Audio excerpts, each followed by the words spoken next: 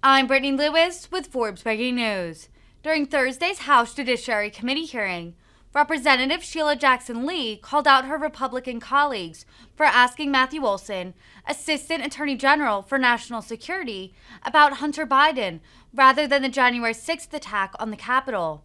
The Texas lawmaker asked Olsen about the DOJ's new domestic terrorism unit, which was started in January to fight homegrown extremism and white supremacy. She also raised concern about many mass shooters, such as the one in Uvalde, being proponents of misogyny extremism and identifying as anti-feminists or involuntary celibates, also known as incels. The gentlewoman from Texas is recognized for 5 minutes.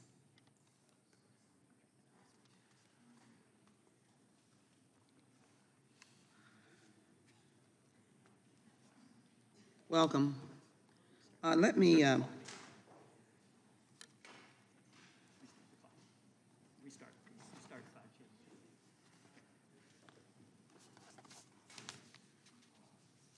thank the, we're dealing with the clock right now. Thank you. It's going, which way is it going? Hello? Did you restore the clock? Yes. We did twice already. Thank you.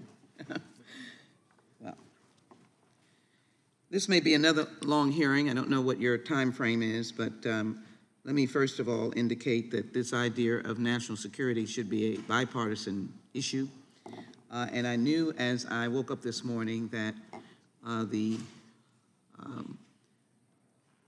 family member of the president would be center point.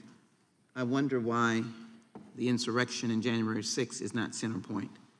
But let me have my line of questioning in specific areas.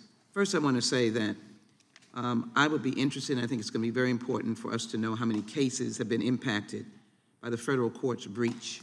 I don't pose that as a question. I pose that as a serious concern that this committee needs to have. And I would expect your preparation and for us to be able to get that information as quickly as possible in a setting that would be appropriate.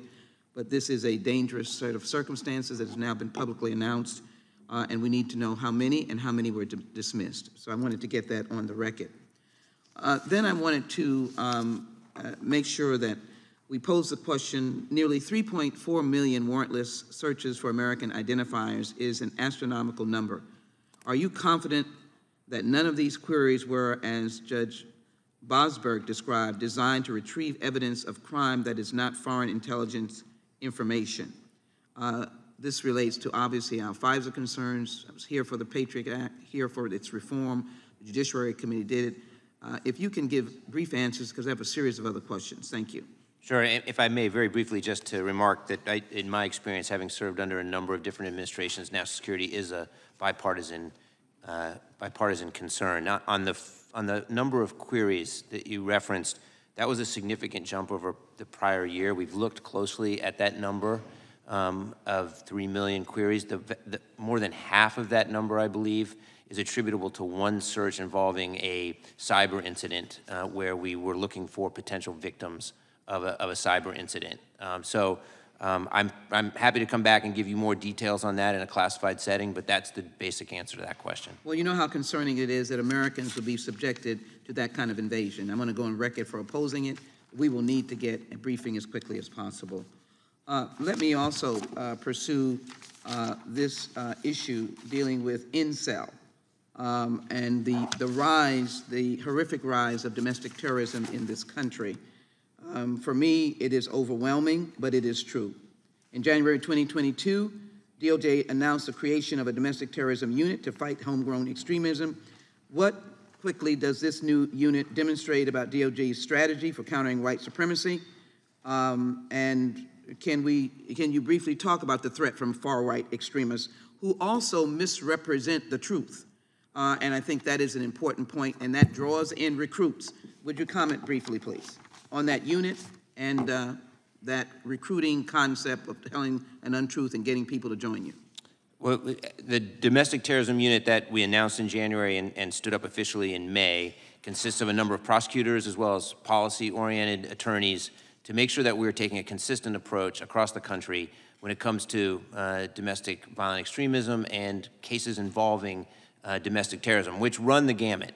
We follow the evidence and the law, and we take on the issue of domestic terrorism without regard to politics or ideology. We have seen a rise, particularly in lethal attacks by individuals motivated by racism, as well as individuals motivated by anti-government or anti-authority ideology. What does the unit do?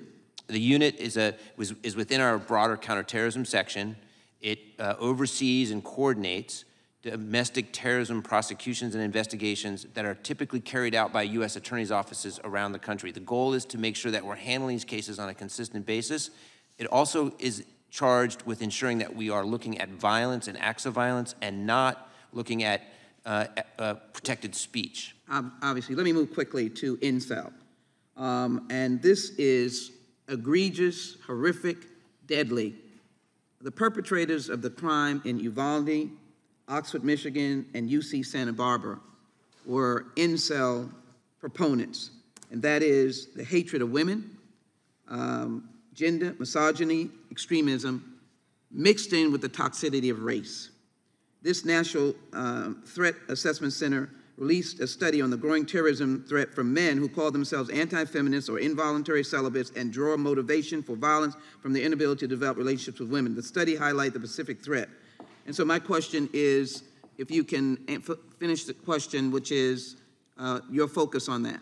So we're focused on all manner of ideologically focused or directed violence. Certainly the instances you mentioned, some of them are under investigation. Obviously, I can't talk about ongoing investigations, but the challenge generally is that individuals with a mix of ideologies are easily radicalized online and have access to significant and powerful weapons. The gentlelady's time has expired.